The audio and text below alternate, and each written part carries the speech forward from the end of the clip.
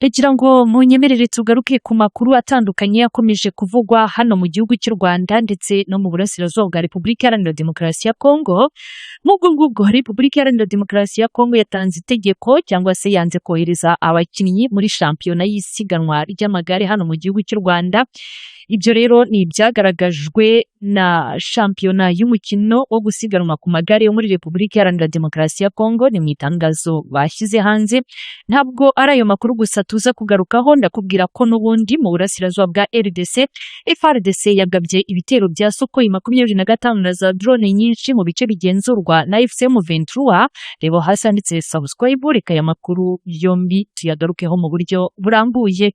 Reka duhere hano mu gihugu cy'u Rwanda ndetse na Repubulika Iharanira Demokarasi ya Kongo, aho n'ubundi mubano w'ibihugu byombi utifashe neza, kabone n'ubwo ibiganiro byatangiye.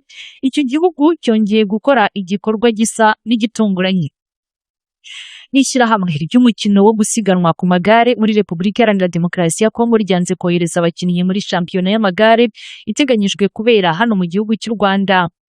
Ni kuri iki cyumweru tariki ya 21 Nzeri nibwo iri rushanwa rigiye kubera bwa mbere ku mugabane wa Afurika rizatangira, n'imbere yo gusozwa kwa 28 Nzeri 2028. Ni mu gihe habura iminsi itageze kuri ibiri ngiriya shampiyona izwi nka UC Road World Championships itangire.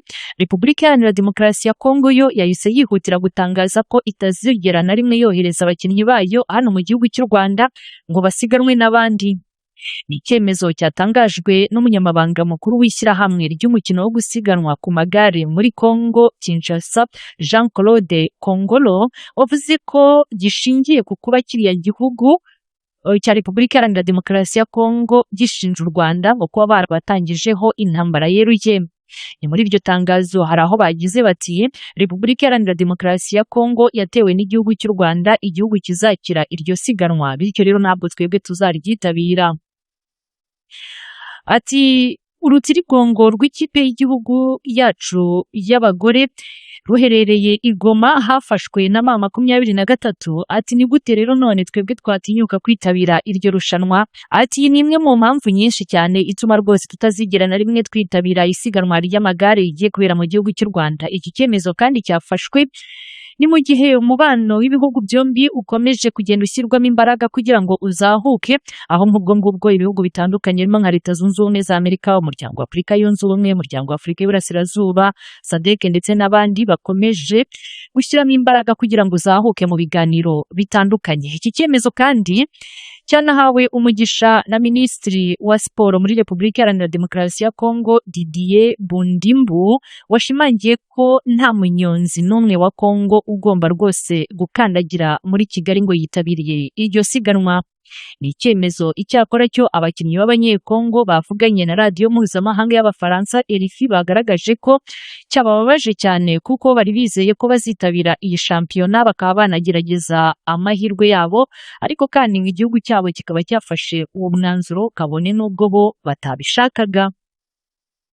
Ndakubwira ko ingabo za Repubulika Iharanira Demokarasi ya Kongo zabyutse zigaba ibitero by'indege za Sukhoi 25 na drone za CH-4 mu bice byo muri teritwari ya Masisi bigenzurwa n'ihuriro rya FCM 23 rirwanya ubutegetsi bw'iki gihugu.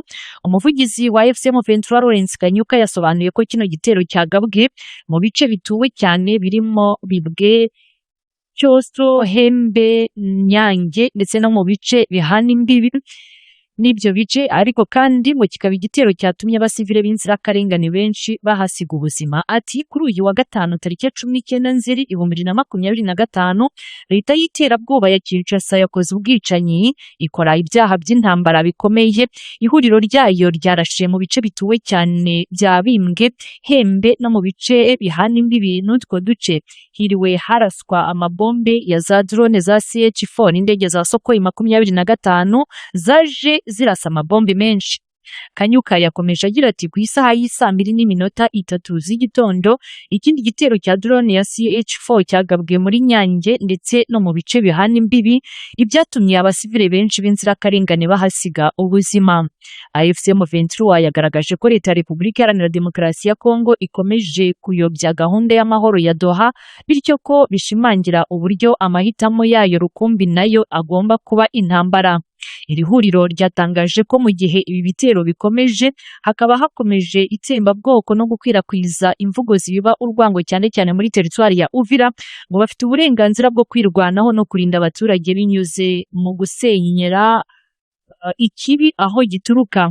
Umunyamabanga uhoraho wa FCM Ventura Benjamin Mbonimpa yagize ati ni mu bwibone Kinshasa yarenze ku gahenge idashaka na rimwe ko twakomeza kukubaka yongera kugasenya. Byashobotse rwose ko bongera kugaragaza igitugu, ariko nanone ibi Bwana Borusi yagakwiriye kuba abishinja leta ya Kinshasa. Ubu noneho iri huriro rigamije ikibi ryahisemo gushoza intambara kandi AFCM Ventura igomba kwirwanaho. Bigizwemo uruhare na leta ya Katari, leta ya Repubulika Iharanira Demokarasi ya Kongo na FCM Ventura bagiranye amasezerano yo guhagarika imirwano muri Mata 2025 bayashimangira tariki 19 Nyakanga ubwo hashyirwaga umukono ku mahame aganisha ku masezerano y'amahoro. Gusa imirwano niyahagaze kuko ihuriro rya Wazalendo rishyigikiwe na leta ya Kinshasa bakomeje kugaba ibitero ku birindiro bya FCM Ventura no ku basivile ni mu ntara ya Kivu y'Amajyaruguru na Kivu y'Amajyepfo. Dutereye amaso muri ritangazo ryashyizwe hanze na FCM Ventura bagize bati ihuriro AFCM Ventura riramenyesha umuryango mpuzamahanga n'abaturage ba Repubulika Iharanira Demokarasi ya Kongo bose ibi bikurikira: kuri uyu wa gatanu tariki 19 Nzeri 2025 ubutegetsi bw'iterabwoba bwa Kinshasa bwongeye gukora ubwicanyi ndengakamere n'ibyaha bikomeye by'intambara. Ingabo zabwo zifatanyije zashegeshe abaturage bo mu duce twa Bibwe, Kwitso, Hembe n'ahakikije. Ati bakoresheje indege nto zitagira abapilote za CH4 ni ukuvuga drones ndetse n'indege ebyiri z'intambara zo mu bwoko bwa Sukhoi 25 ku isaha y'isa 2:03. Ati indi drone yo mu bwoko bwa CH4 yagabye igitero kuri Nyange n'ahakikije maze ibyo bitero bihitana abaturage benshi b'inzirakarengane. Ati iri zingiro ry'ubushotoranyi n'ibikorwa by'ubugome biragaragaza ko ubutegetsi bwa Kinshasa bukomeje kugaragaza agasuzuguro bijyanye n'ibitero. Abayobozi babo bakomeje gushyigikira n'abafatanyabikorwa babo mu kutugabaho ibitero, kandi turongera rwose guhamagarira abayobozi n'abafatanyabikorwa mpuzamahanga tubereka ibi byose kubera ko iri shyaka cyangwa se iri huriro rya Repubulika Iharanira Demokarasi ya Kongo rigamije gusenya ibyo twagezeho muri Doha, kandi bakomeje kubyerekana mu buryo bweruye aho bahisemo inzira y'intambara gusa. Tariki ya 11 Kanama 2025 AFCM Ventura yari yamenyesheje kandi inaburira umuryango mpuzamahanga ndetse n'abanyagihugu bose ko ubutegetsi bwa Kinshasa bwatangije intambara yeruye. AFCM Ventura irafata ibingi byose kandi ikabitangaho umuhamya cyangwa se umugabo, ikanamagana mu buryo bukomeye agasuzuguro k'umuryango mpuzamahanga wakomeje kurebera ibi byose. Imiryango y'ubutabazi ndetse n'abaharanira uburenganzira bwa muntu bakomeje kureberera uku kwicwa kw'abantu. Ni mu gihe bati duhanganye n'ibi bitero, ibikorwa by'iterabwoba ndetse no gukwirakwiza amagambo y'urwango bikomeje kuba byinshi muri Uvira, kandi turi mu murongo wo kwirwanaho mu buryo bweruye. Ati twongeye kurahira rwose mu buryo bukomeye ko tuzarinda kandi tugaharanira umutekano w'abaturage bacu udacogora, tugakuraho buri kimwe cyose gishobora kubatera inkeke aho cyaba giturutse hose. Ni itangazo bigaragara neza ko ryashyizweho umukono na Lawrence Kanyuka, umuyobozi w'itangazamakuru, tariki ya 19 Nzeri 2025.